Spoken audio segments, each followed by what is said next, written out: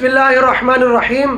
چونکہ عن قریب ہم درس قرآن کا سلسلہ شروع کرنے والے ہیں تو مجھے مناسب لگا کہ تحفظ اور تسمیہ کے متعلق آپ کے سامنے کچھ ضروری باتیں رکھ دوں۔ تحفظ یعنی اعوذ باللہ من الشیطان الرجیم، تسمیہ یعنی بسم اللہ الرحمن الرحیم۔ ترجمہ بھی سن لے، اعوذ میں پناہ مانگتا ہوں یا مانگتی ہوں، باللہ اللہ کی، من الشیطان الرجیم شیطان مردود سے، مردود یعنی دھتکارا ہوا۔ بسم اللہ اللہ کے نام سے شروع کرتا ہوں، الرحمن جو نہایت مہربان، الرحیم بڑے رحم والے ہیں۔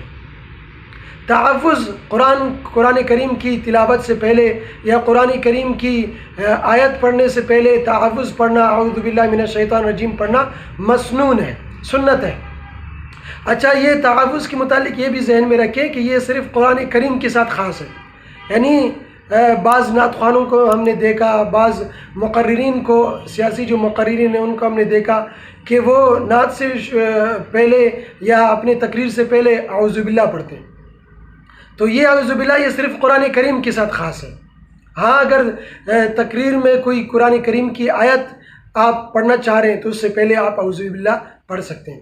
اچھا، اس میں حکمت کیا ہے؟ قرآن کریم ایک اچھا کام، بعض لوگ کہتے ہیں نا ہم ایک اچھا کام کر رہے ہیں تو اس میں شیطان مردود سے پناہ مانگنا، تو اس میں حکمت یہ ہے، علماء نے یہ لکھا کہ چونکہ آپ جو ہے نا قرآن کریم کی تلاوت کر رہے ہیں تو اس میں شیطان پوری اپنی کوشش کرتا ہے کہ آپ کا ذہن بھٹکائے، آپ کا توجہ ہٹائے، آپ کو وسوسوں میں ڈال دے اور طرح طرح کے تفکرات میں، طرح طرح کے آپ کے خیالات میں آپ کو مبتلا کرتے ہیں۔ تو اس سے انسان کا ذہن بھٹک جاتا ہے اور انسان کا دل اچاٹ ہو جاتا ہے تلاوت سے، پھر انسان تلاوت چھوڑ دیتا ہے۔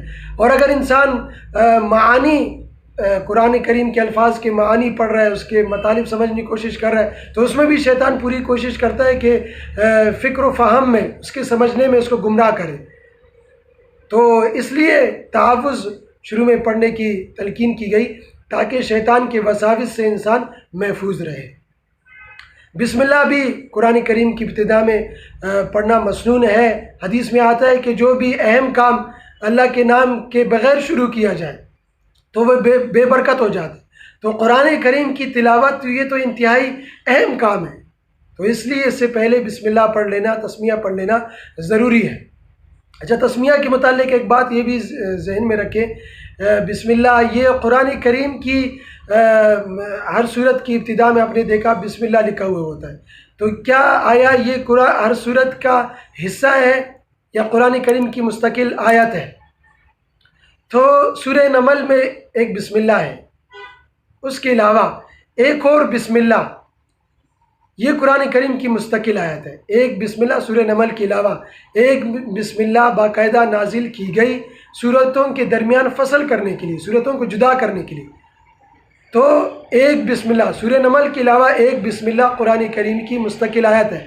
پھر دور عثمانی میں حضرت عثمان رضی اللہ عنہ کی دور خلافت میں صحابہ کے مشورے سے اسی ایک ہی بسم اللہ کو ہر صورت کی ابتدا میں لکھا گیا تاکہ صورتوں کے درمیان جدائی کیا جائے، فصل کیا جائے کہ اب یہ اس صورت کا اختتام ہو گیا، اب نئی صورت شروع ہو رہی ہے۔ اس لیے تراویح میں امام کے لیے یہ ضروری ہے کہ کسی ایک جگہ میں بلند آواز سے جہراً بسم اللہ پڑھنا ضروری ہے، ورنہ قرآن ناقص رہے گا۔